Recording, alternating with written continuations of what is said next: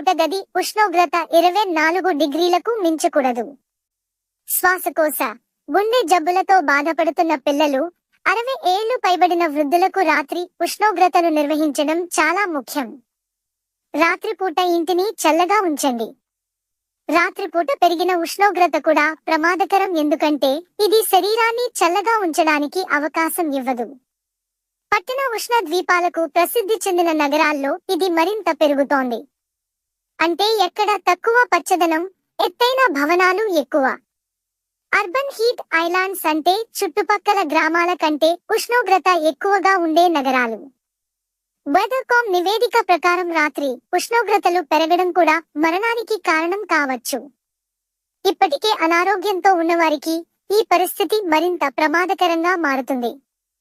ఈ ఉష్ణోగ్రత మెదడు, గుండె, మూత్రపిండాలు, కండరాలకు తీవ్ర నష్టం కలిగిస్తుంది.